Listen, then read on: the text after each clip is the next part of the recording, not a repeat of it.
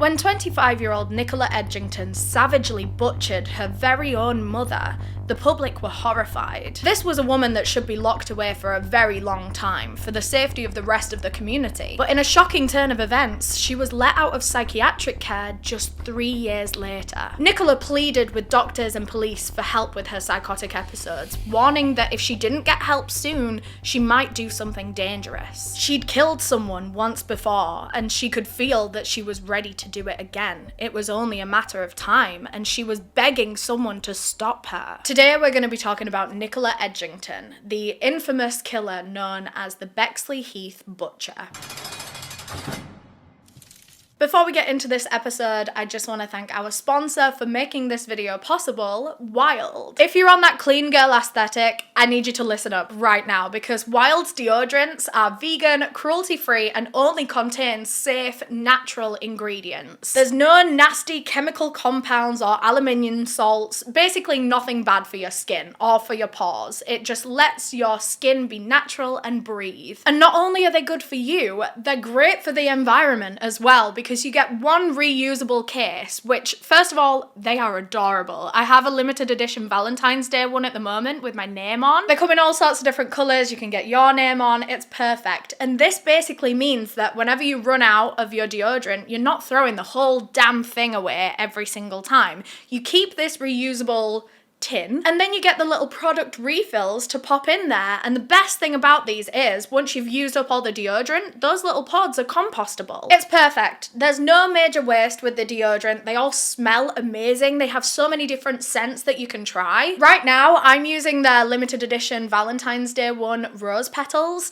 and I'm sure you can imagine what it smells like. It smells like roses. It's very classic, elegant, girly, but I'm really excited for my next refill. It's called Purple Rain, and I have this scent actually in the body wash at the moment because Wild do body wash now, and oh my god, this scent is lush. To me, it smells like a perfume that I would wear on a date.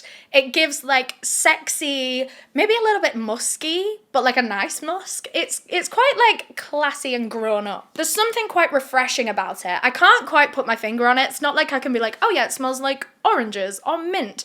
I don't know what it smells like. I just know that it smells really damn good. And the process with the body washes is very similar to the deodorants. You get a compostable refill that has your body wash in it, and you get the tin that you keep. It's a reusable one that you just refill with the refills every time. And again, the body wash containers come in all sorts of different colours. They have a sage green, they have a black one, they have metallic-y ones that are cool. All of the scents they have at Wild are incredible, and the deodorants actually keep me smelling good for at least 24 hours, and that's all I can ask from a deodorant, really, because I do shower every day, I do put it on every day. And I love being able to switch up the scent of my deodorant because that's something I feel that's just been missing from the market for ages, forever. Deodorants just kind of smell like deodorant, but these ones smell like perfumes. They smell like, almost like body butters. It's like choosing your body's scent for the day. It's lovely. You guys loved Wild last time I worked with them, so I'm very happy to report they're giving us another discount code. Woo! If you use Eleanor 2024 at checkout, you'll get 20% off of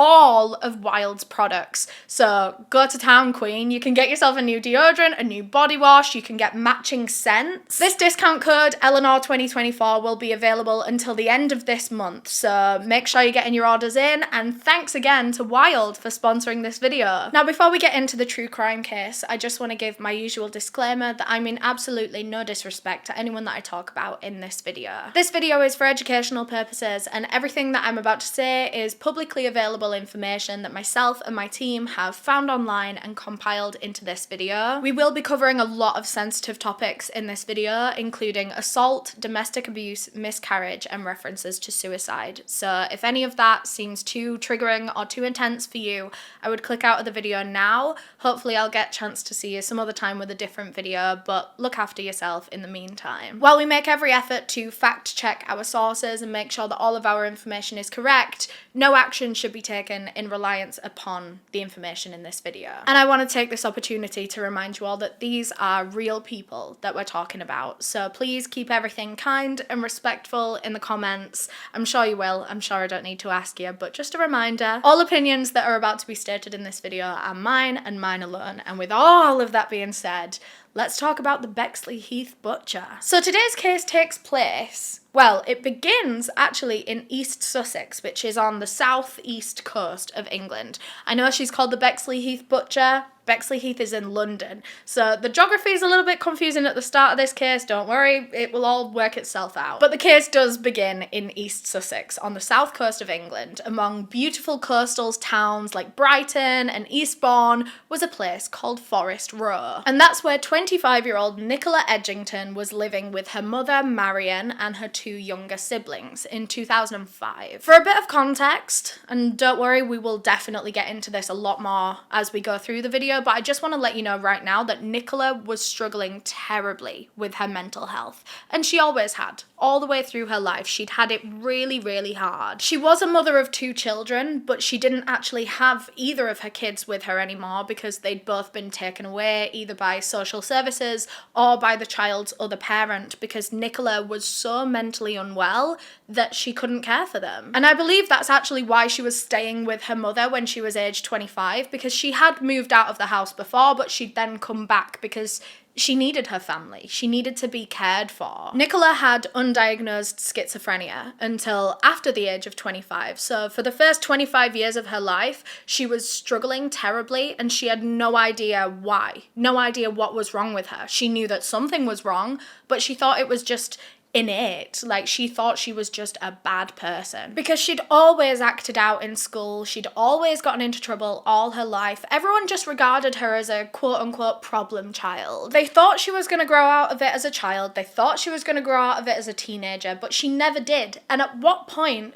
do you view these behaviors and these misbehaviors as symptoms rather than just kids being kids, teenagers being teenagers? When they are that consistent through their life, when do you agree that it is a problem? Well, Nicola's parents, or her mother, I'm not sure if her father was in the picture, but Nicola's mother never really did. As I say, Nicola was always just regarded as a problem child, and once a kid gets that label thrown on them, they're kind of disregarded. It's very similar to what happened to Nancy Spungen. If you caught our episode on Sid and Nancy, Nancy had been regarded as a problem child when she was young, but she definitely had some sort of undiagnosed mental issue that went undiagnosed for her whole entire life. But anyway, that was Nicola Edgington. I'm sorry, that was quite a lot of context to just throw at you right at the beginning of a true crime video, but you need to know that this woman has been struggling for 25 years, but no one really sees it as struggling. People just see her as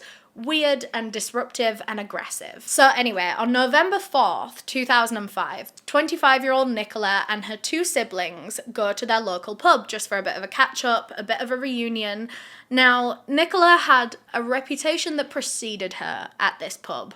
Like I say, she is known for aggressive behaviour, outbursts, general disruptive, weird behaviour. And of course, she was known for that at the pub. To be fair, she was known for being a loud, rowdy, aggressive drunk. But on this particular night, on November 4th, she wasn't loud, she wasn't aggressive. She was just acting very bizarre. She was barely speaking to her siblings, which this is the whole reason they went to the pub, is for a catch-up. Imagine going to catch up with people and just not speak to them. She was sat there just scribbling in her notebook, and she wouldn't ever let anyone see what was in her notebook. So it was all a bit odd. And then at one point, she got up from the table and started practicing karate kicks.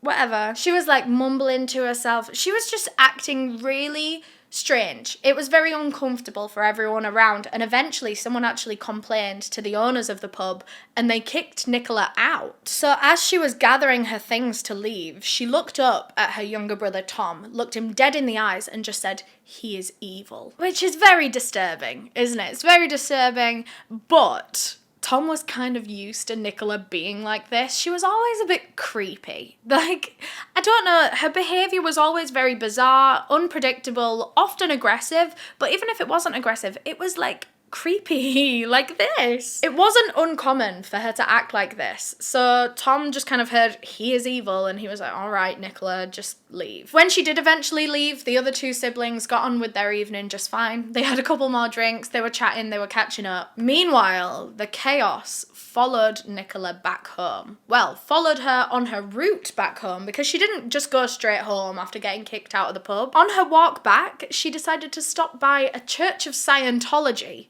for some reason. And it's not like she went to one. It wasn't like she was a participant in any of this. She was just walking past a random church of Scientology and thought, yeah, I would go in there. There aren't really clear reports of what she was doing in that Scientology church other than just being generally disruptive, shouting, being quite like just aggressive to the people there, to the point where they had to, again, kick her out. Although one of the people in that church was very kind to her. They sat with her and tried to calm her down and then walked her home, walked her the rest of the journey to where she lived with her mum. This whole time, Nicola is displaying some very concerning behaviour, very concerning symptoms of something. Surely something is not right. They'd always said all her life that something had to be wrong with her, but she never got a diagnosis. She never really spoke to doctors about it. And so that night, Nicola was very likely going through a schizophrenic episode. But no one had any idea. They just saw her behaviour as weird. And everyone just kept like pushing her away. No one wanted Nicola in their space. The pub didn't want her there. The Scientology church didn't want her there. She's not being helped. She's just being pushed away. She's someone else's problem. Once she left the pub, she was someone else's problem. Once she left the church, she was someone else's problem. Well, actually, that one person at the church, it was very sweet for walking her home, but the problem still persisted. When she got home, she wasn't feeling any different. She was still in that episode, but again, no one knew. So naturally, when she arrived back home, almost as soon as she made it through the front door, Nicola and her mother began arguing, and it quickly became like a very fiery argument. And this was pretty common in this household. The walls were paper thin and the neighbours were very used to like loud screaming matches coming from Nicola's household. She was very aggressive. I know I keep saying this, but that was one of the main kind of characteristics of how her schizophrenia manifested. She was just very aggressive, very violent a lot of the time. So that night in the house, she's shouting, screaming, swearing at her mum, and her mum's doing the same back. And the neighbours were very used to it at this point. This is like the 100th time that they just had to turn the volume up on the TV to drown out the screaming from next door, because it's such a common occurrence. Most of Nicola and her mum's arguments would often be about the same things. Like Marion, her mother, was very concerned for her daughter, of course, but her daughter never seemed to want to help herself. She never, she would do a lot of self-destructive things, knowing that they were making her worse, making her mental state worse. Nicola would take a lot of drugs. She would meet a lot of unsavory characters and make friends with them, people that weren't good for her, situations that weren't good for her. Finances were a big thing that they would argue about a lot of the time, because Nicola couldn't keep a job and she was very reliant on her mother, but she also couldn't spend money very smartly. She would waste money. She would spend a lot of money on drugs, again, that she's never gonna see back. It even got so bad that Marion took Nicola out of her will because she didn't trust how she was gonna spend the money that she would inherit when her mum died. I believe this is what their argument was about that night. Nicola felt very betrayed by her mum for taking her out of the will. She felt like her mum didn't care about her. She didn't care about what was going to happen to her when she died. But Marion was trying to explain this to Nicola, that it's not that she doesn't love her or anything like that. She just simply cannot trust her. She didn't feel like Nicola was mentally responsible enough to handle things like large finances or a house or, her children or a life of her own. I mean, she had to be under her mother's care at the age of 25, and she wasn't trying to help herself. She wasn't trying to get out of drug addiction. She wasn't trying to go to therapy or anything like that. And her mother said, look, when you start caring for yourself and showing me that you can be responsible, maybe I'll put you back in the will. But for the time being, she just didn't want to trust her daughter with a large sum of money. If anything was to happen to her, Nicola wasn't going to get anything. It was all going to go to the other two siblings. So on that particular night, this argument was out of hand, and both of these women were very stubborn. Neither of them were going to back down. Both of them wanted to be the one to have the last word. They wanted to one-up each other. And their arguments were always so explosive for this exact reason, because they would just get angrier and angrier at each other for not backing down. And this fight just dragged on and on and on all night for hours. They just would not stop arguing. It was going room to room to room. Neither of them could leave this situation alone. And Nicola was getting more and more frustrated and aggressive. She was on the brink of a psychotic break, and she didn't know. She could feel that something was building up inside her, but she didn't know what that was, and she didn't know how to control it. Of course, because she didn't have a diagnosis, there was no way for her to be aware of all of these symptoms and warning signs. The warning signs had been building over the course of these few hours, but she didn't know how to recognize them. All of that anger and energy and frustration inside of her needed to find its way out. And had Nicola known what she was struggling with, that it was schizophrenia, maybe she would have been able to find a safe outlet for all of that aggression and frustration.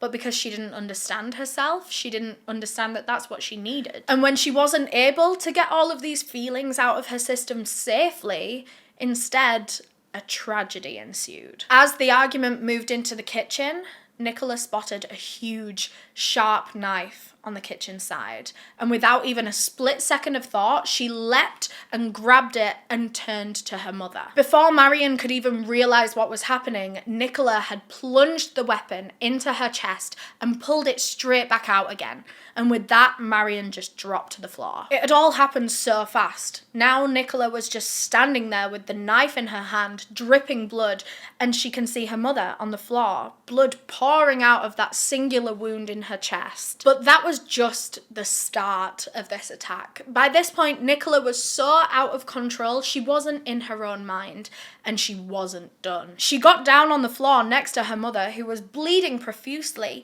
and she just continued to stab her over and over again in the kind of neck, chest area. Finally, when she was done, Nicola stood up and looked down at her mother, who was laying in a pool of her own blood, already dead. She had just stabbed her 9 times in total, in the house that she grew up in. It seemed that staring down at her mother's dead body and realising what she had just done kind of snapped Nicola out of this episode that she was in, and she suddenly started panicking, realising that she was now a murderer. Not only that, she had murdered her own mother. She had a dead body on her hands. She probably didn't know what to do at this point in time. I can't imagine how her brain would have been working if she's still kind of in this episode but mostly snapped out of it and she's starting to feel things again.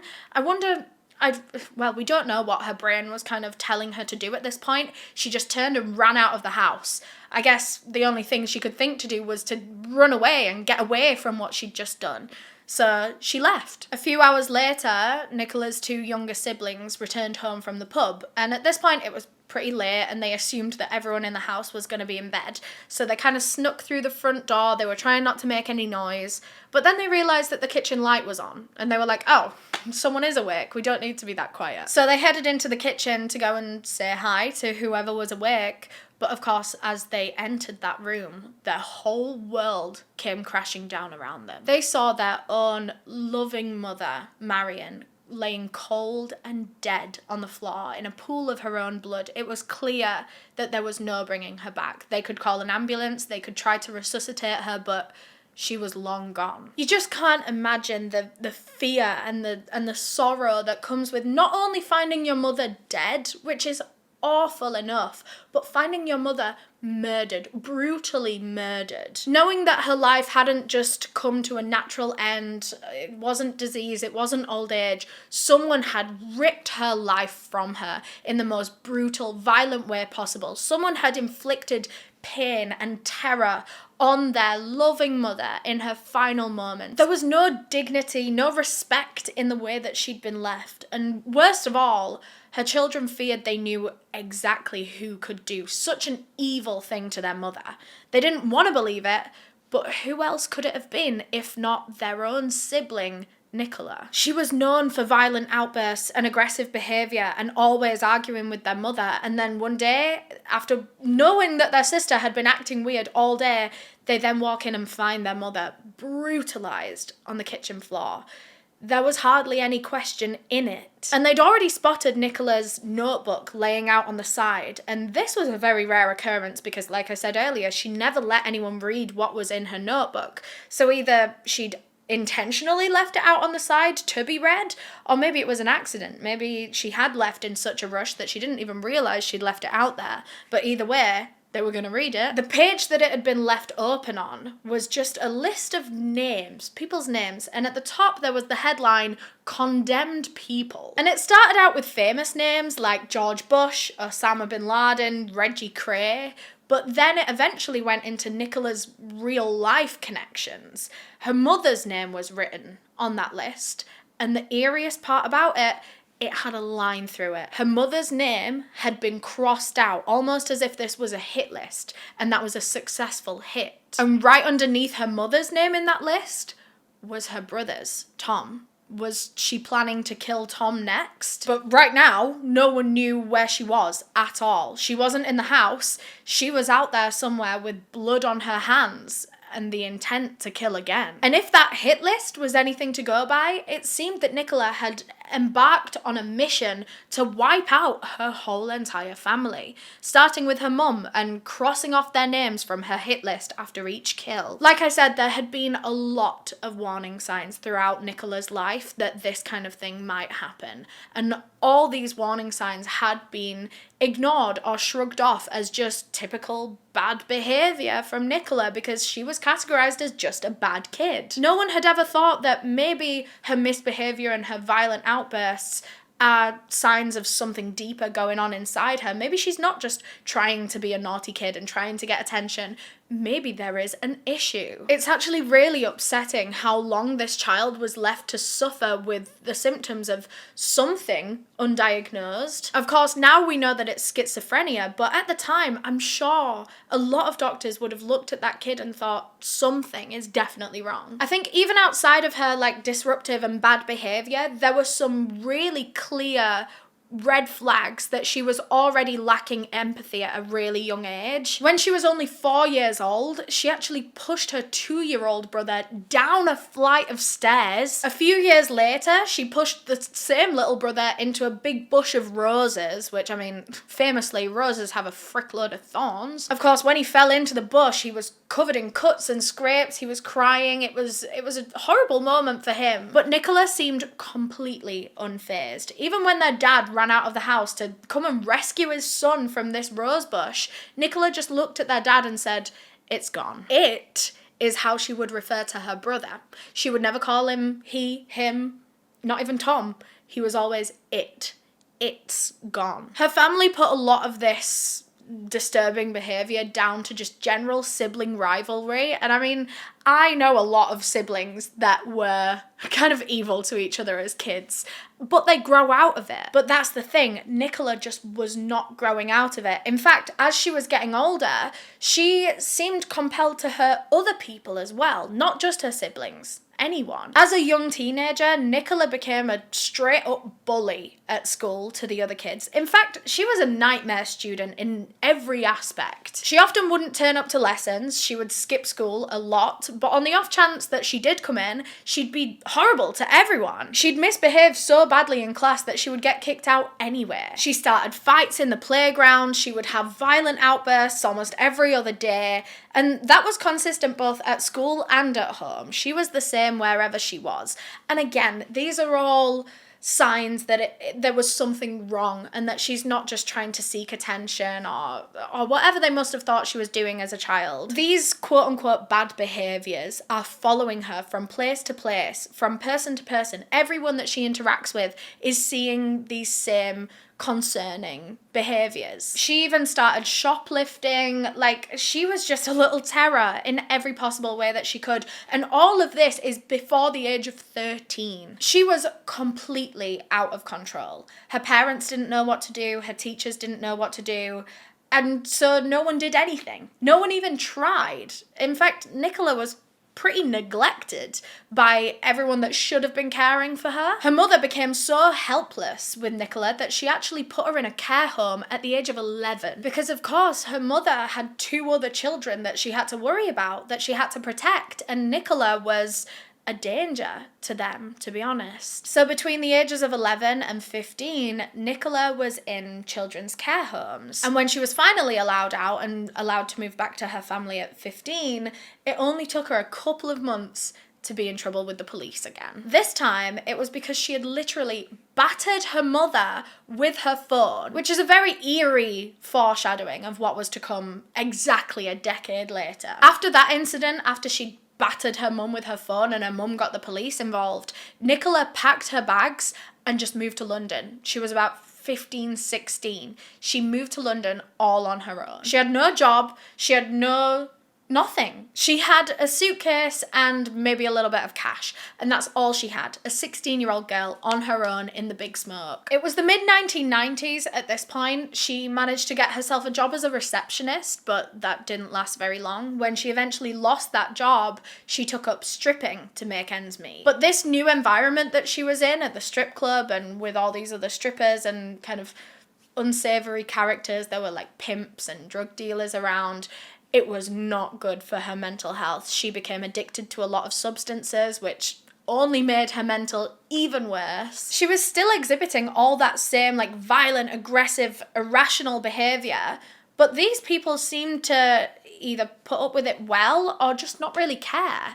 I think when you're surrounding yourself with questionable people anyway, they might have done a lot worse than have a violent outburst at the strip club. But these new friends that she'd made were slowly killing her. Well, she was slowly killing herself with the amount of drugs that she was taking with them. On 2 separate occasions, Nicola overdosed on some sort of drug and she very nearly died both times, but was brought back around by her friends. And all of this is before her 18th birthday. She's not even an adult yet and she's nearly died twice. She's moved out of her family home. I couldn't find if she was kicked out of the home by her mum or if she did just like pack and leave. Nicola Edgington's case is terribly sad for so many reasons, but it breaks my heart even more when I remember how young she was when she was going through such horrific events. She was put into care at the age of 11. She moved to the big city all on her own with no job, no house. I don't know where she was staying. She was stripping to make ends meet as a teenager. She's not even an adult yet. She's making friends with drug dealers and almost dying on their sofa twice. At the age of 17, Nicola took herself to the hospital's emergency department one day, claiming that she could hear voices, and they were telling her that it was time to go to the next life. The hospital took this very seriously, and they brought in a psychiatrist and a clinical psychologist to interview her and to speak with her and to figure out what she was going through.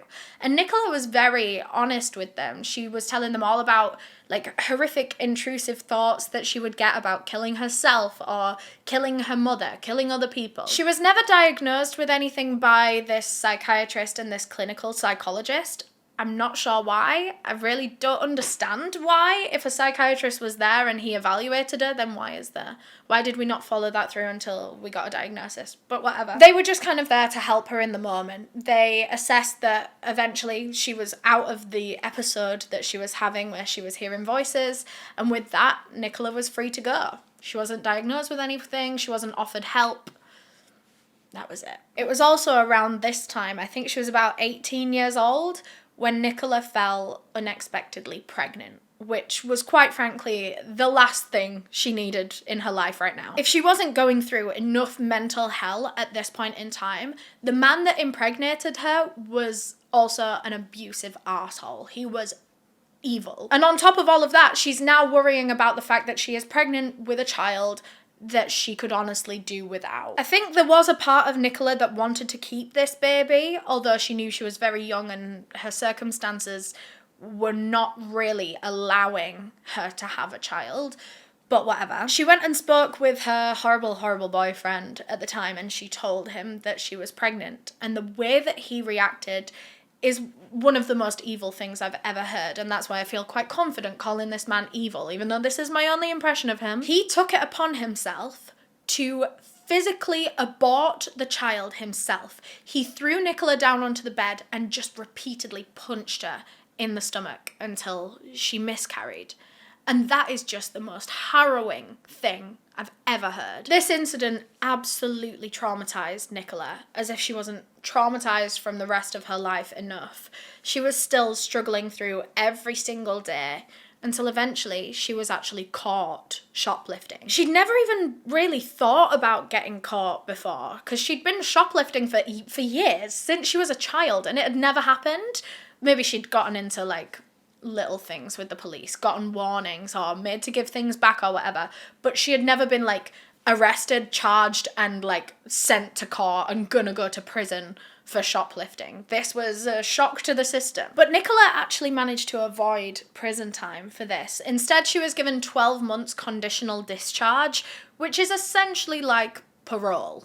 This was put on her criminal record, and she had like a parole officer for a year that she had to check in with regularly. At this point, she'd broken things off with that horrible, evil boyfriend of hers, and she was on to like a new string of toxic romantic relationships. She never picked a good one, did Nicola? She had loads of different things, ranging from flings to situationships to like full-on relationships, but they were usually all horrible people. People that she would meet through her seedy friends. At one point, Nicola was having a bit of a fling with a drug dealer when she fell pregnant with his baby, and she knew she wanted to keep it, actually. She was just 19 years old when she gave birth to a baby boy 3 months premature. The baby was very lucky to survive, actually. They had a lot of issues when he was first born. He had to stay in hospital for a while, but all in all, he was good. He was healthy in the end.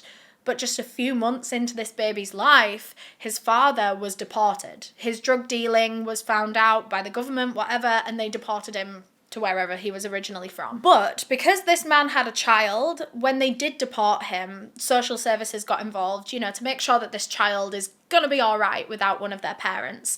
And luckily, Nicola was able to get some sort of help. I'm not entirely sure what it was. They did suggest that she should move back in with her mother, though, so her mum could help look after the baby. And so she did. Everyone thought this was going to be a really good thing for Nicola. You know, being back home with her mum and her siblings in East Sussex, being out of the big city, just being able to get away from that very toxic life that she'd created for herself in London. Maybe, you know, getting away from all of that and getting back to the countryside and having a baby to like properly focus her time and energy and love onto. Everyone thought this was going to be really good for Nicola.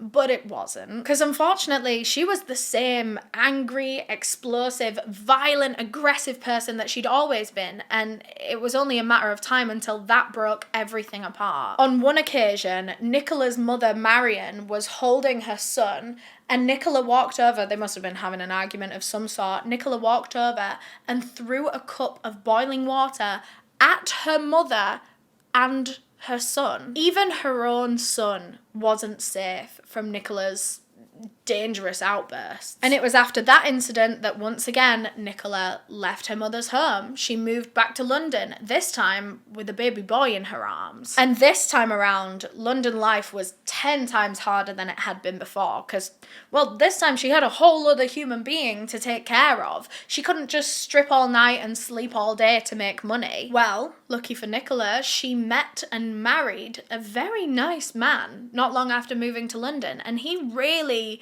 cared for her. He seemed really sweet, actually. He helped her to get her life back on track. He helped to support her. He treated her son as if it was his own. He was a wonderful man. And when her family met this man, they were so impressed that he was just good, that he was nice. Because they knew the kind of people that Nicola surrounded herself with, and they just imagined that she would end up getting with another shit boyfriend. But no, this guy was lovely. He was very supportive and kind and patient with Nicola, which is one of the most important things. No one ever had the patience and the understanding to be able to deal with her outbursts. But this man was very tolerant. He would care for her son when she was, you know, in the middle of some sort of episode. He knew that she was a nice person at the core of it all, or at least he thought that. He believed that Nicola could be really lovely. She just really struggled with something undiagnosed at this point in time. It was a lovely little situation that Nicola had found herself in at this point in her life. She was surrounded by love and care, and then when she fell pregnant again, this time with her husband's baby, they were all over the moon. It was a no-brainer that they were going to keep and love this baby. But unfortunately, this happiness couldn't last forever. Nicola was getting worse with her violent outbursts, even though she seemed to have a very happy, stable life with very few triggers in it anymore.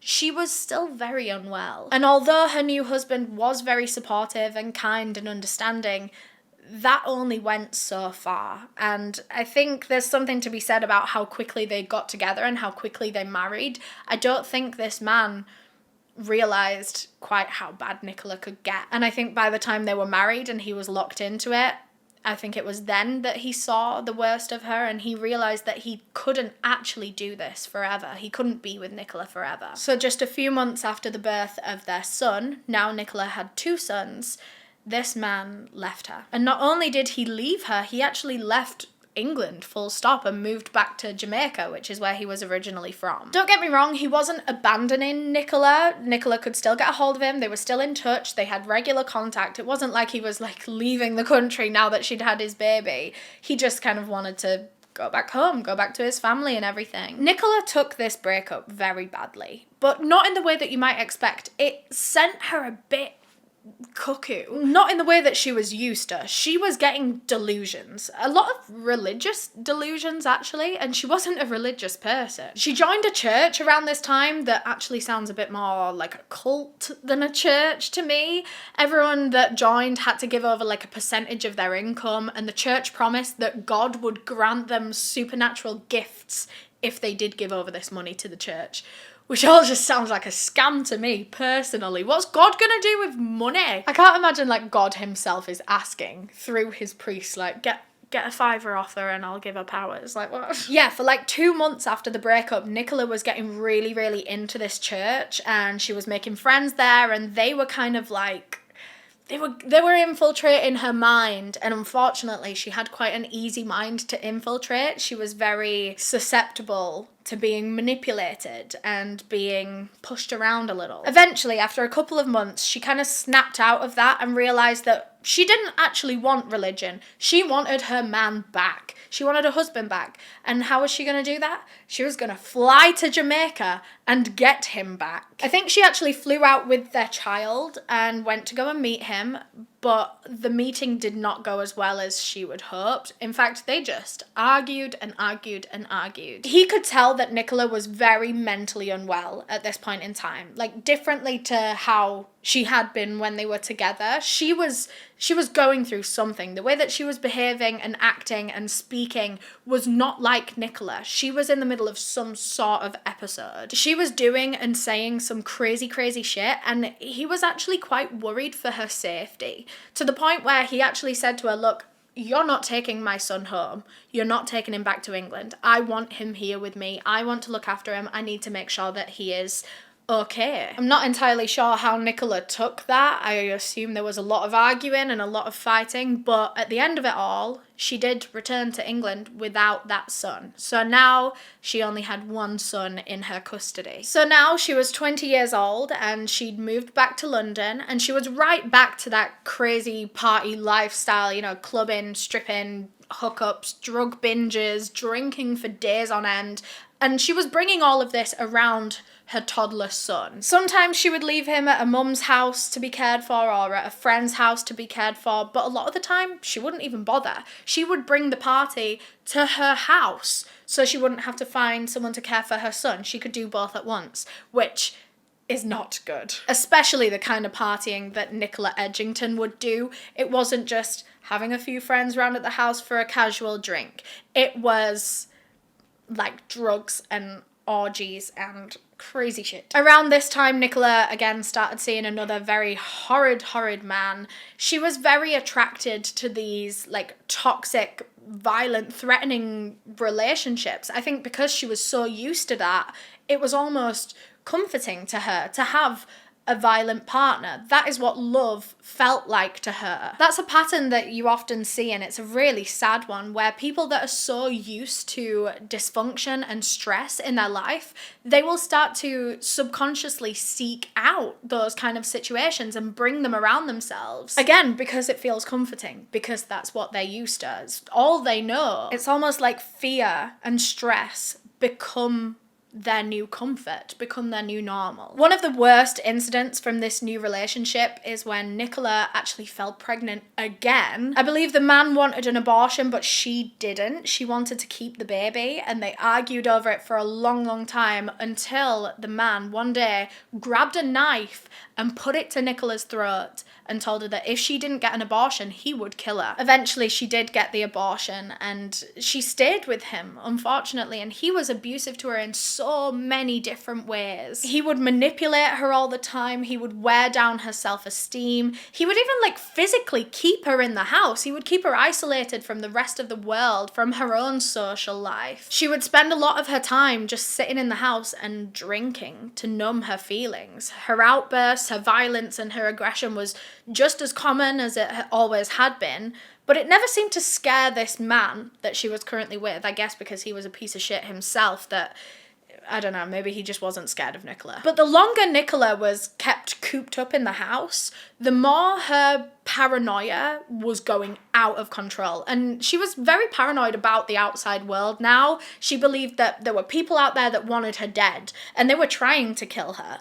And I don't know who she thought they were, but, you know, she thought people were trying to kill her. It got to the point where she was, like, trying to block up the letterbox on the front of the door because she was scared someone was going to, like, post a bomb through it or start a fire through it. She would sit up awake during the night. She would sit next to her son's crib with a knife in her hand or a hammer, whatever fucking weapon she could find, because she was convinced that someone was going to break into the house and try to kill them, and she was going to have to protect herself and her family. Nicola was becoming so detached from reality, but no one was clocking it. At this point in time, she wasn't surrounding herself with people that actually cared about her.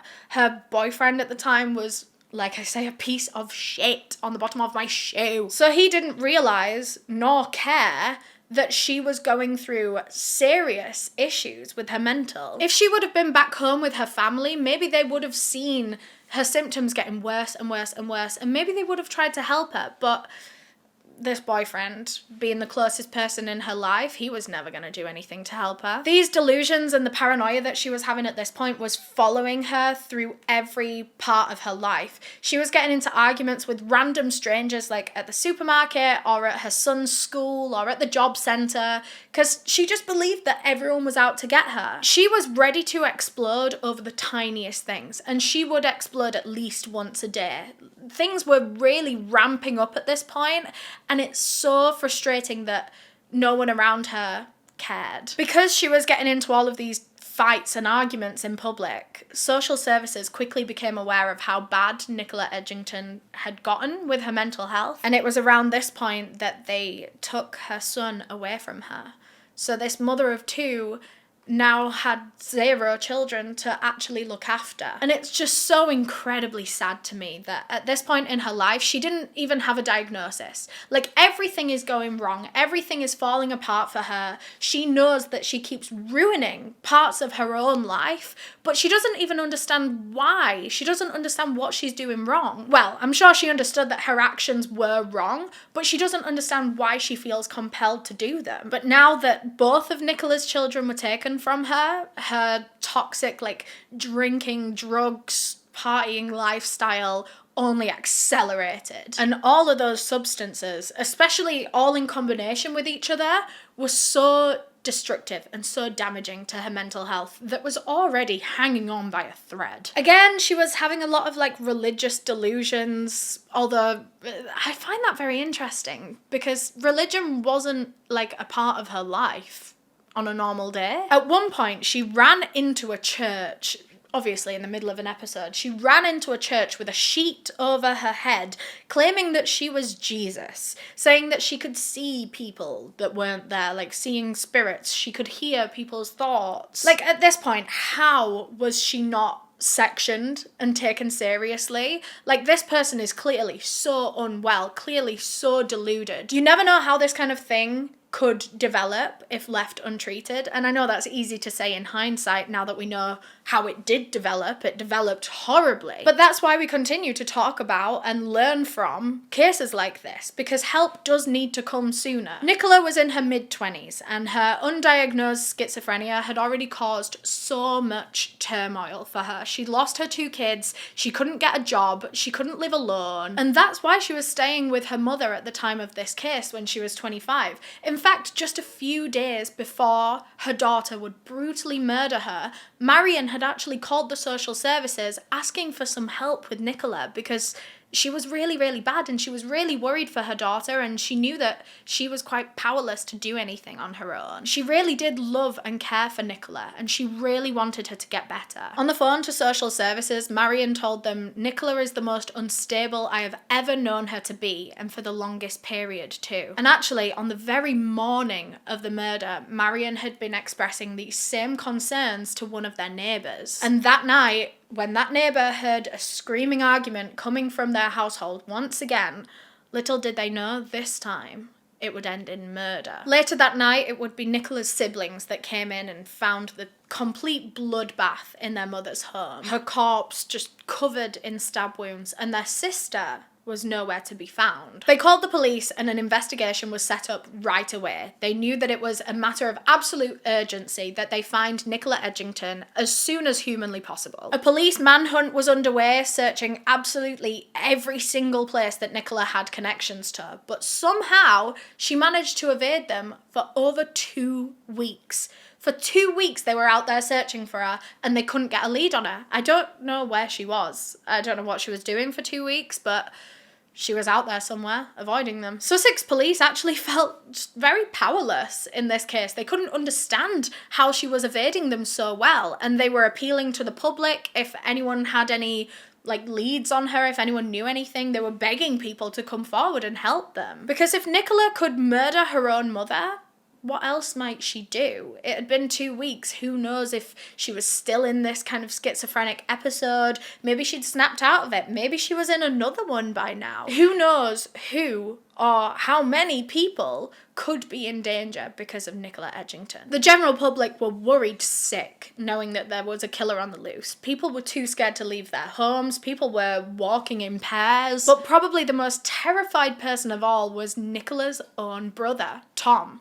His name was next on her hit list, right underneath their mother that she'd already taken care of. After a huge search, 16 days after the murder took place, Nicola Edgington was eventually found on a London bus, and it seemed that she was in the middle of another schizophrenic episode. And I believe that's actually how they found her. I think just the general public, people on that bus, had reported to the police that there was a woman acting very strangely and they were scared. So when police came and saw to this concerning individual on the bus, they realised that this was the woman they'd been searching for a couple of weeks. When the police came onto the bus and grabbed Nicola, they were thinking they were just going to take her somewhere quiet and safe and private to speak with her. But obviously in her head, she knows that she's committed a murder and police are here, and so she pulled away from them and said, "Tom did it." The little brother that she had always practically bullied, she was now trying to frame for murder. For the murder of their own mother. I mean, she didn't frame him very well. Police didn't believe her, but still. Nicola was taken back to the police station where she was assessed by a psychiatrist and determined to be actively psychotic at that moment in time. And it was actually here, finally, upon her arrest for murder, that she was finally diagnosed with schizophrenia at the age of 25. A year later, her trial took place and Nicola pled guilty to the manslaughter of her mother. Not murder, it was manslaughter, she said, because, of course, she was in a schizophrenic episode and she was claiming to be of diminished responsibility. And the courts actually agreed. I mean, of course, I think we can all agree that she probably was in some sort of episode then. So instead of any prison time, Nicola Edgington was sent to a psychiatric unit, and she was supposed to just get the care and the treatment that she'd always needed but had never received. And while she was there, she was undergoing a lot of very, very thorough assessments, because obviously she'd never had mental health help in her life, and she's now 25, and clearly a fucking lot has gone on in her poor little brain. So they're trying to really pick apart her life and when certain things happened. They're just trying to get a sense of her whole entire mental health history throughout her whole life. They wanted to know how long she'd been suffering like this, and it turns out forever. The psychiatric report that was done on her said that there was evidence of acute psychotic episodes and emotionally unstable personality traits since Nicola was a child. At the time, her siblings released a statement that said, "Finally, Nicola is where she should be, so she cannot hurt anyone else and she can get the help that she desperately needs." Nicola was put into a long-term rehabilitation program. She was prescribed with antipsychotic drugs and mood-stabilizing drugs, and it was helping her a little bit, but not the full way. She was still very disruptive in the hospital. She was aggressive, violent, and abusive with other patients and staff members. And for the first few months of her being in that hospital, she insisted that she had no memory of killing her mother. But slowly, over time, Nicola started to calm down more and more, and it seemed that the drugs were taking some time to set in, but they were setting in. Around a year into her hospital treatment, Nicola Edgington was allowed escorted leave from the hospital, which was a very controversial decision. I mean, this is a murderer that is allowed out during the day a year after committing the murder. That is a bit soon. Like, no matter what the circumstances, I personally also believe that is a bit fucking soon. I mean, there has to be some level of deterrent, and taking away your freedom is like the biggest deterrent that we have. That's what prison is. And I mean, I know she wasn't in prison, but there has to be a level of having your freedom taken away from you because you did something bad. I know that Nicola's case is a very special circumstance, that she had an undiagnosed mental illness that she wasn't aware of, but still, the public were very worried, very concerned to hear that a murderer was being let out on supervised leave, like walking among them just a year after committing the murder. That is unsettling. But the hospital were very proud of Nicola and all the progress that she'd made. They deemed that she was stable and independent by the end of her stay in that hospital, and she was taking her medication. I mean, it is kind of forced when you're in a hospital to a degree, but she was taking it and it seemed to be working. And then, after just 3 years of her hospital treatment, Nicola Edgington was discharged and she was allowed back out into the world. She quote-unquote served 3 years in a hospital for a brutal murder, which is a bold choice from the hospital to let her go so soon, but I guess they were very confident in her. Otherwise, they wouldn't have done it, you would hope. I know she probably met, like, certain goals that were set for her and criteria. There's definitely, like, rules as to when they're allowed to let people out, and I'm sure that Nicola's case was eligible. Well, I mean, obviously it was. But Nicola's case did go on to prove that 3 years in hospital probably wasn't enough. It was nowhere near enough because, as I'm sure you have noticed, this video is nowhere near over. We have more to talk about. Nicola went on to do some more shit. In September 2009, Nicola moved into a small flat in Greenwich, which is in East London, and she was allowed independent living. She was supposed to have regular check-ins with a care coordinator that was gonna, see how she was doing after her release from hospital, but other than that, she was a free lady. This was supposed to be her fresh start at life. She was supposed to be able to move on with her life. I mean, she was on the correct medication, she had her diagnosis now, she had all of this information, she knew what was wrong with her. I hate to say that it's something wrong, but it is an illness. But my point is that she'd been in years of therapy now, and she knew better how to handle her own emotions. But despite her being set up for success, a lot of things went wrong after Nicola's release from hospital. For example, she was not getting those regular check-ins that she was promised. I don't know just how many she got. I don't know how often they were. All I do know is that she wasn't getting as many as she should have had, as many as were promised to her, which is very concerning. Like, right off the bat, first of all, the fact that they let a murderer out of hospital after just 3 years is batshit insane to me. And then the fact that you're gonna let that murderer out and not even regularly check in on them. What the fuck was going on? Like, what was actually going on? That is just insane to me. Like, who was on that board? Who made that decision? Who was in that meeting? Nicola had actually reached out to her care team and said that she was really struggling, living alone especially, because she really struggled with intrusive thoughts and just her thoughts in general. Her mind wasn't a very kind, nice place to be, and she really struggled when she was on her own, and of course now she was living on her own. All her life, Nicola was used to having someone there, whether it was her mum and her siblings when she lived at home, or her boyfriend whenever she lived with a boyfriend, or even her baby boy when she had kids. There was always someone there to distract her. But now there was no one. She was left alone with her thoughts. And she was scared of her own mind. She was scared of her delusions, and they would especially get really bad at night when she felt so alone and everyone was asleep and she had no one to talk to, no one to turn to. But when she told her care team this, they insisted that she was doing well and she didn't need constant supervision. Even if she wanted it, they weren't going to give her it. On the whole, though, Nicola did seem to be doing quite well. I mean, for 2 years after her release from hospital, she didn't get into trouble again, which is great. At one point, she was even allowed to fly over to Jamaica to visit her younger son, but when she got over there, things went incredibly tits up. She got like really randomly violent and aggressive with the kid's father.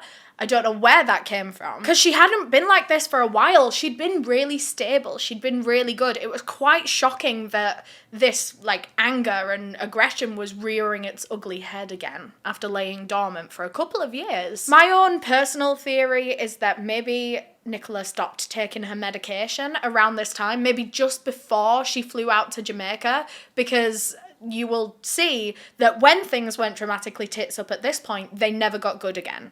It was like all of the progress that she'd made over the past 5 years had been completely wiped. And like I say, my own personal theory is that she wasn't on those mood stabilizers and those antipsychotics anymore. And when Nicola returned home from Jamaica, the drama only continued. She got in touch with her care team and told them that she believed she was pregnant, and then a few days later she got in touch again and said that she had actually miscarried the baby. Now, we don't know if any of that was true. We don't know if it was true that she was expecting, true that she miscarried.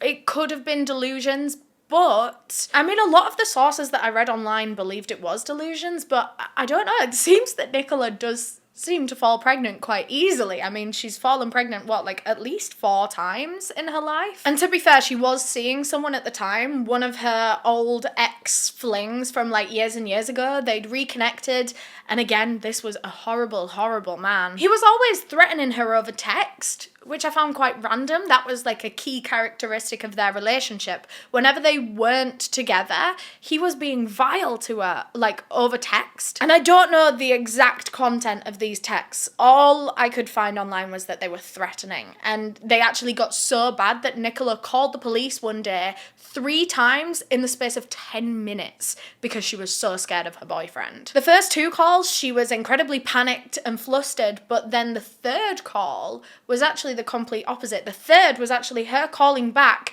to tell the police that she didn't want to press charges. The first 2 times that Nicola had called up, her case had been graded as an S grade, which basically means that the police have to attend within an hour. Basically, it's an urgent call. It's not a right away get there within a split second, but it is very urgent and it needs seeing to as soon as police can. But then she called up a 3rd time and told them that she didn't want to go any further with this. She wanted to retract her statement. She didn't want to press charges on her boyfriend. And so the case was then taken down to an R grade, which means that police aren't actually required to attend to the situation.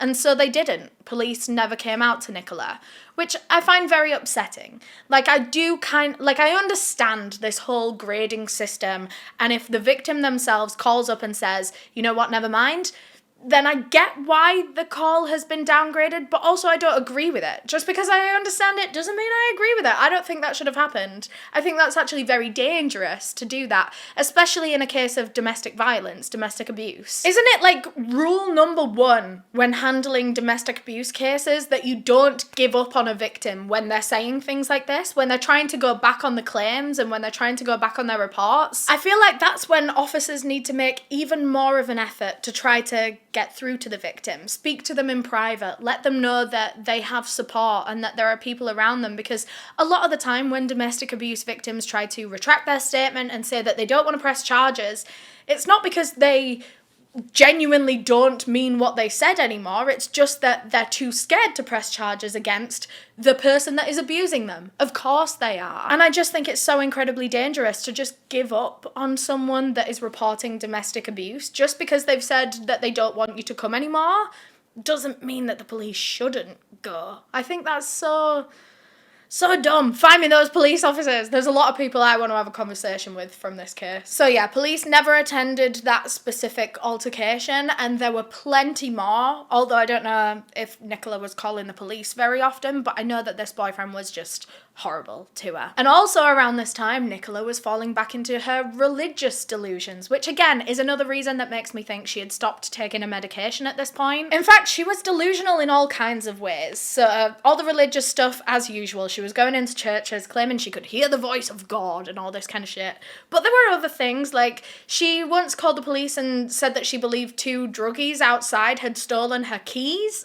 But then she later called back up and said that she'd found them. Oh, and she was suddenly really into like demons and witchcraft, which was kind of linked into her religion like stuff. Because like I said, it wasn't just normal religion that she was into. It was like this like culty church that obviously wasn't a proper denomination of Christianity. And they were really bad for Nicola at this point in time. They were like an echo chamber for her delusions and shit. They were encouraging her. She was telling them that she could see this 100-eyed demon and that it sat upon the throne of God, and sometimes it would take the form of police officers on this earth. Which is so fucking dangerous, isn't it? That this woman who is having severe delusions and like really bad mental issues is now seeing the police as the embodiment of a devil, when those are the people that are trying to help her. Or actually fucking not, are they? I feel so bad for Nicola Edgington throughout this whole thing.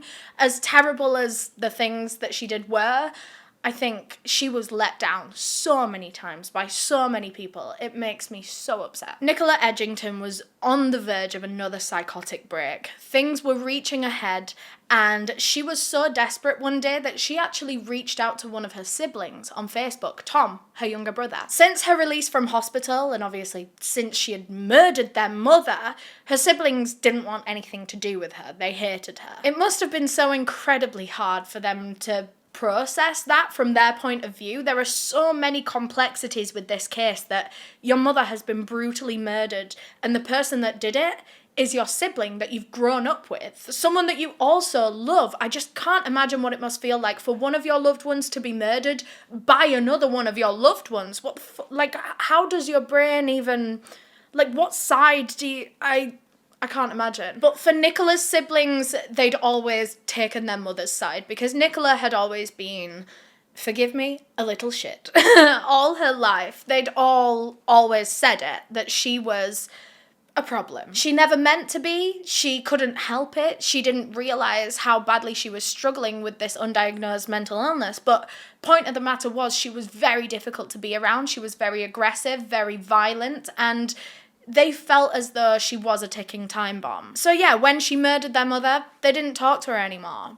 That was until September 2011, when she decided to reach out to Tom on Facebook. This was the first time they'd spoken in 6 years, and the Facebook message that she sent said, "Sorry if you don't want to talk to me. I'm missing Mum bad. To be honest, no one's taking care of me like she could, and I don't think she would want us to be apart like this." In the message, she also told him about her recent miscarriage, and she told him that she loved him. She still loved him. She ended the message by giving him her phone number and saying that they should stay in touch. But when Tom received that message, he did not take it well at all. He was absolutely seething, and honestly, he hated Nicola.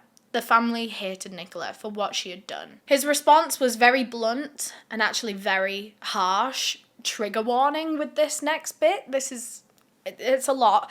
He wrote back to Nicola saying, "You stabbed her to death and left me to find her body.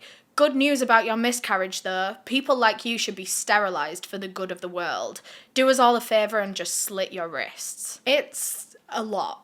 A lot on both sides.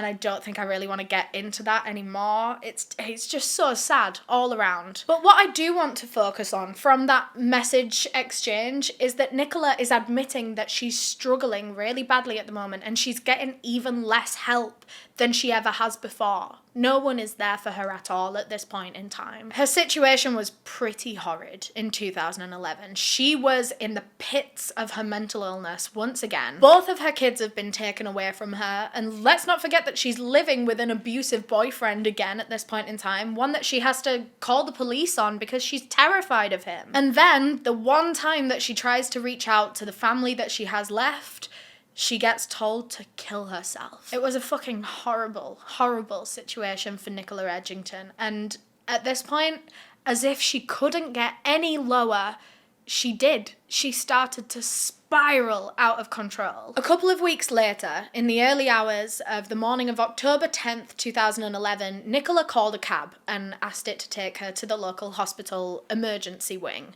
However, when they got there, she didn't get out of the car. She just told the taxi driver that it wasn't open right now and he should just take her back again. And he was really confused because hospital emergency wings don't close. That's the whole point. They're open 24 hours for emergencies. He was just really confused, and so he turned round in the car to have a look at his passenger, and he saw Nicola just kind of like slumped in the back seat. She was drooling. He could tell that something wasn't right. He thought she was on something. And she might have been, we don't know, but he thought she was on something. He was trying to speak to Nicola about this situation. Of course, he needs to figure out where to drop her off and how to get the money and stuff.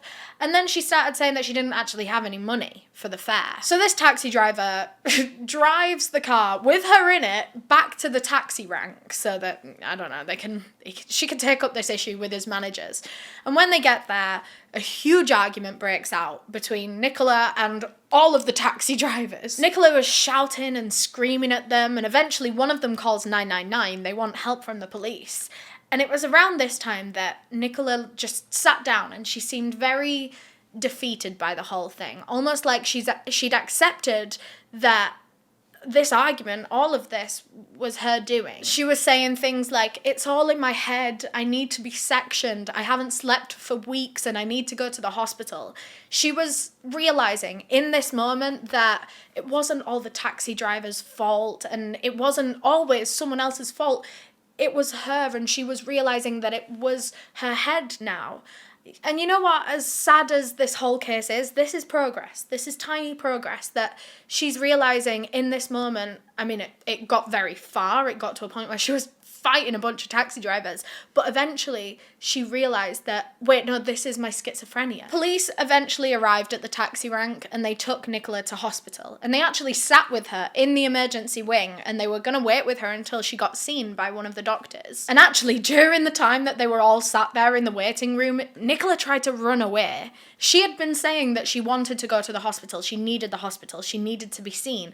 And then as soon as she got there, when she was in the waiting room, when it all kind of dawned on her what was happening, she got up and tried to run away. She fucking ran out of the hospital. The police had to chase her down, grabbed her in the car park, and then dragged her back in and plonked her back down. And they were like, nope, wait for the doctor. Eventually, the police officers that were waiting with her had to leave. I don't know, their shifts ended or something. The NHS waiting times in A&E over here can be fucking ridiculous. Upwards of like 15 hours sometimes. So anyway, these police officers couldn't wait with her any longer, and so they left. And they were going to leave her in the waiting room on her own. The staff kind of knew that she was there and she was waiting to be seen. So they hoped that people would have an eye on her. But very quickly after the officers left, Nicola started to get very visibly agitated. She was very restless. That was one of the main symptoms that something was about to kick off with Nicola, was that she would get a lot of like physical energy in her body and she'd be moving around a lot, shuffling. At one point, she got up from her seat, went over to the receptionist and asked, how long am I going to be here? Is it going to take for me to kill someone, as I've done it before, so I can get seen? But still, no one came to help her. She was told to just sit down and wait, and she couldn't. There was too much just energy and frustration in her body. So she got out her phone and she called 999 and she begged for the police to come back and sit with her in the waiting room because she said that she couldn't physically do this on her own. The operator tried to calm her down, and they said unfortunately they couldn't really send police officers out to her because she was deemed to be in a safe place. A hospital is deemed to be a safe place where there are, I don't know, professionals around that can look after her. Eventually, the call ended with the 999 operator telling Nicola to go and find a member of staff and talk to them and tell them that she needs help.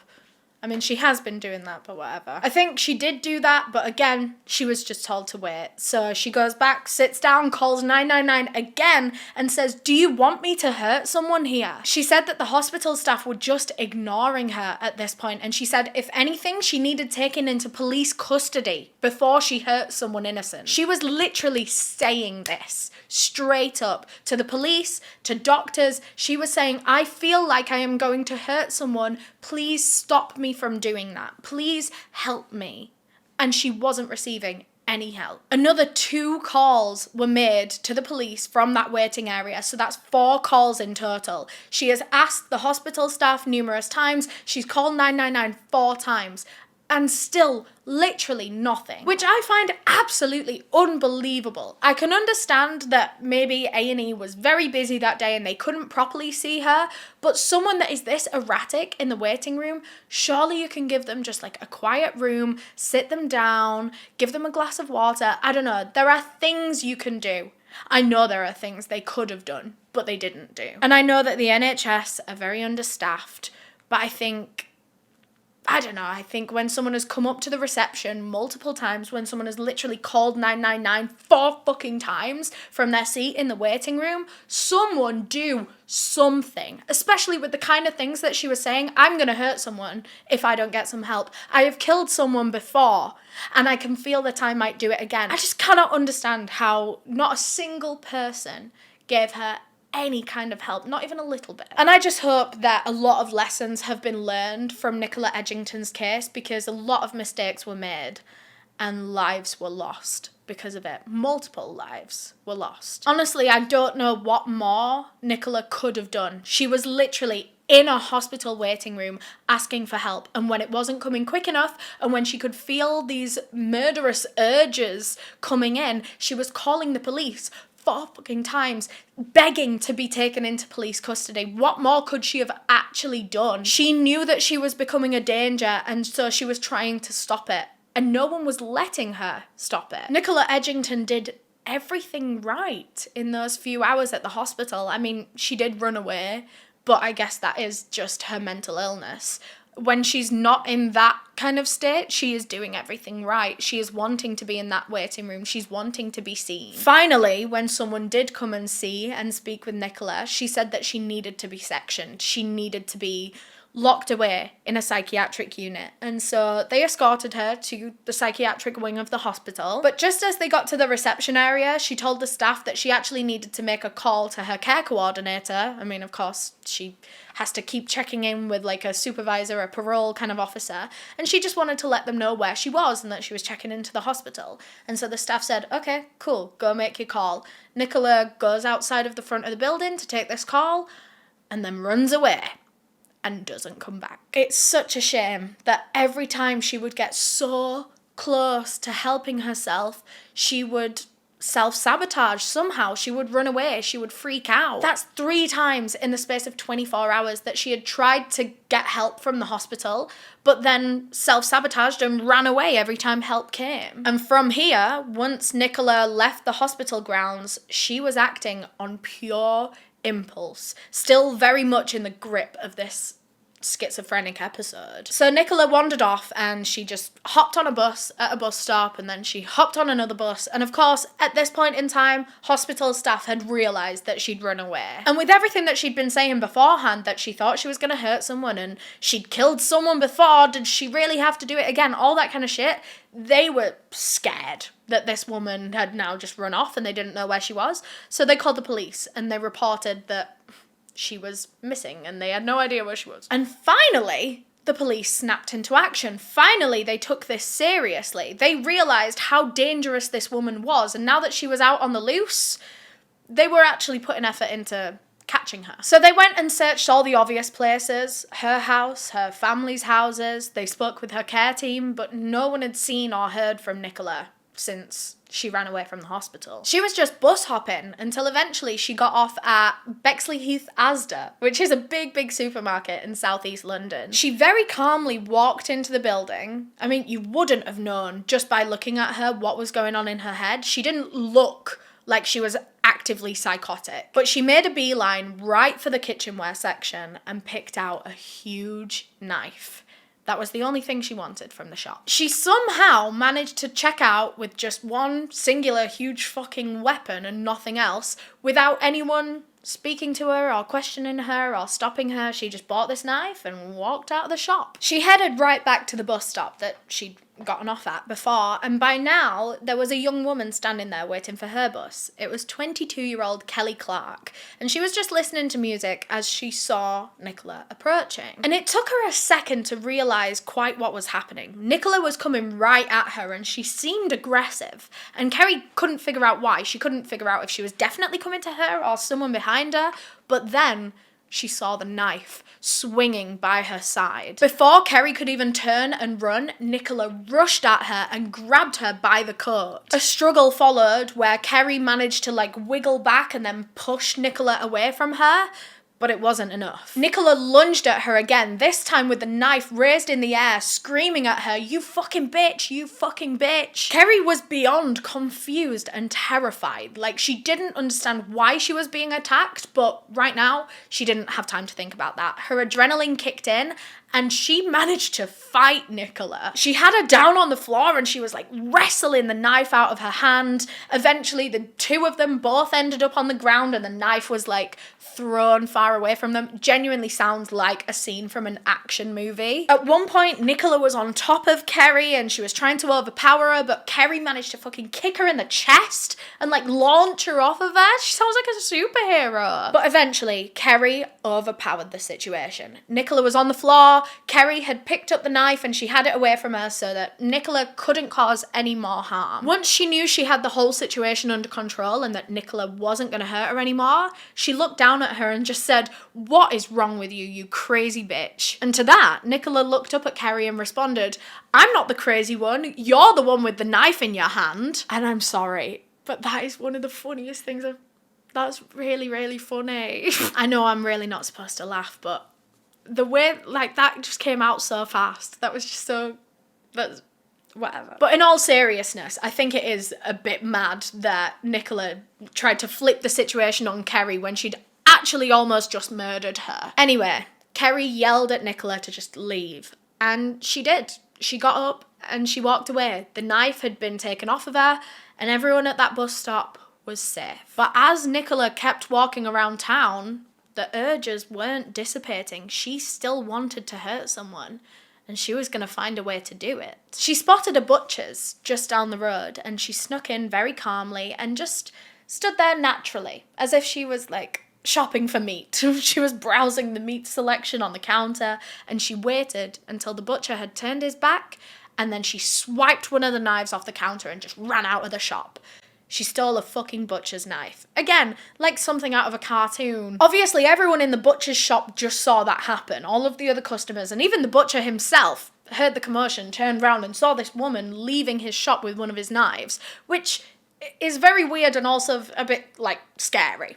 Obviously. So he called the police to report this strange knife stealer, and it was one of many 999 calls that day to report a maniac on the loose in Bexley Heath. Nicola ran and ran and ran down the road with this knife swinging in her arm until eventually she saw a woman walking towards her.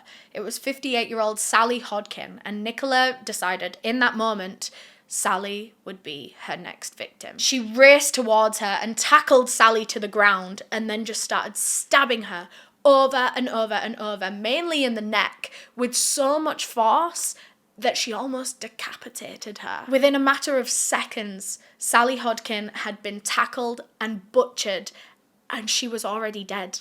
She was already dead. She had lost so much blood so fast that there was absolutely no saving her. She probably didn't even realise what was happening. Within seconds of murdering Sally in broad daylight, Nicola then heard police sirens in the distance, and she knew she needed to get away from this dead body in the street. And so she just turned and ran. She ran into the first shop she saw, and she told the staff, with blood still all over her, "I think I may have just killed someone." You think? You may have? Anyway, within minutes, police had arrived at the scene and they had Nicola Edgington arrested and charged with the murder of Sally Hodkin and the attempted murder of Kelly Clark. When the case went to trial, Nicola actually pled not guilty, again on the grounds of diminished responsibility, saying that she was very mentally unwell, suffering from some sort of psychotic episode, and therefore she shouldn't be found criminally responsible for everything that she'd done. And while that is technically true, that she was in a psychotic episode and she, maybe wasn't fully responsible for her actions and her behaviour, she was kind of responsible for taking her medication, which is something I don't believe she was doing. This is a woman that knew how bad her psychotic episodes could get, to the point where she had murdered her own mother before. At this point, you can't really use diminished responsibility as an excuse when you have proved that you can take medication and be stable. It was her choice to stop taking her medication. She had every opportunity to start taking her medication again, but she didn't. She knew what could happen if she didn't take her medication. She was completely unmedicated for the first 25 years of her life, and look at everything that happened. So I think it was a choice to stop taking her medication. It was Nicola's own choice. And then she went on to murder again. So I feel at that point, you can't claim diminished responsibility. It was your responsibility to be taking your medication if you knew you could be a murderer if not. And I think for that reason, the jury just didn't agree that she was 100% without responsibility for this crime. Well, for these multiple crimes. And so she was found guilty of both the murder and the attempted murder. They could agree that yes, she was in a psychotic episode at the time, but she knew how to stop having psychotic episodes by taking her medication.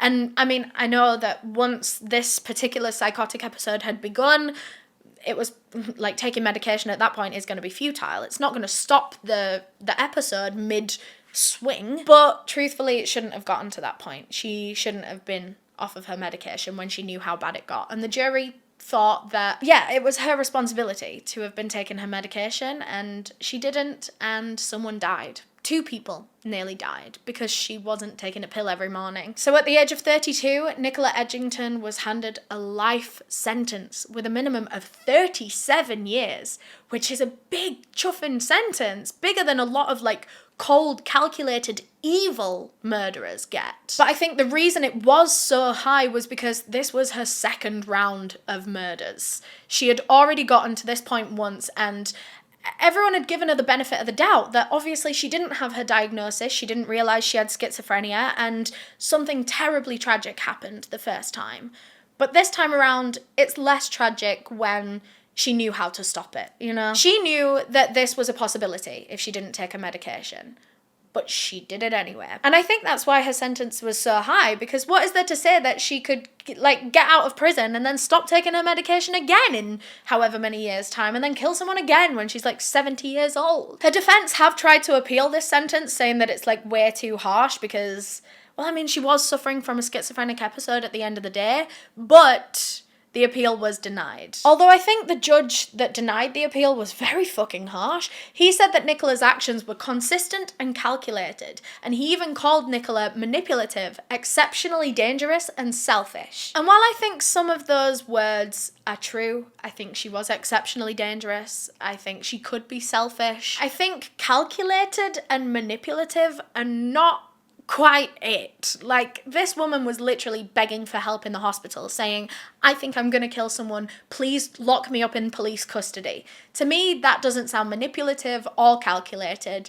It just sounds like a woman that was in the grasp of a schizophrenic episode that she was trying her best to get out of. I absolutely think that Nicola Edgington should be imprisoned. but I don't agree where the judge seems to think that she is this like cold-blooded evil killer. I think she was just tragically unwell, and she needed way more than just 3 years in psychiatric hospital after murdering her mother. She needed a lot more rehabilitation, a lot more therapy, and I don't know, she needed more constant supervision once she was out of that hospital. She needed regular check-ins to make sure that she was on her medication. Shit needed to be in place, but it wasn't, and she murdered again. And I hope that we can learn our lesson from this. Police, hospitals. I mean, what am I gonna learn from this? She's still in prison right now, of course, and her first parole hearing will be in 2050, and by then she will literally be 70 years old. That was actually a guess earlier when I said it, but she will actually be 70 years old.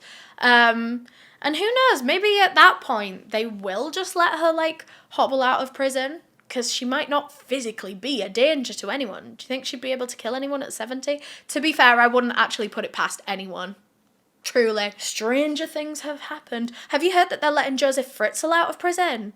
That's fucking insane to me. If they can let Joseph Fritzl out of prison, they will probably let every other criminal out of prison. Joseph Fritzl is genuinely one of the most evil men I've ever heard in my whole entire life. I'm sorry, I don't know where this has come from at the end. I think it's because after hearing that he is being released from prison, but people like Nicola Edgington have got a life sentence with 37 years minimum, like I say, I do agree that she should be in prison, but I think that's an insane sentence if we're also going to be letting out rapist, murderer, incestual, evil men like Joseph Fritzl. Maybe I should do a video on Joseph Fritzl at some point. I haven't actually done that. And that's one of the first true crime cases I got like truly fascinated with, in the worst way, in the absolute worst way. It's genuinely one of the worst true crime cases I've ever heard of in my life. Anyway, sorry, that's not what this video is about, but this case is finished. Thank you so much for watching this video. If you enjoyed your time with me here today, then please do leave a thumbs up on the video or leave a comment down below.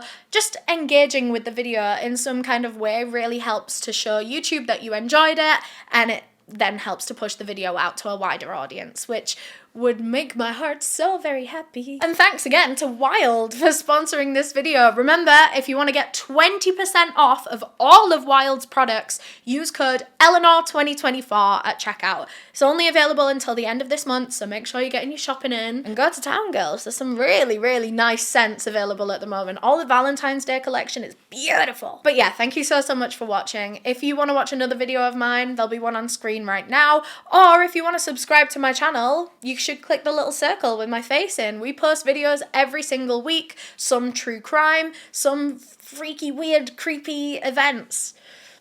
I don't know how to describe the Freaky Friday series, just go watch it yourself. Anyway, I'll see you in the next one. Bye!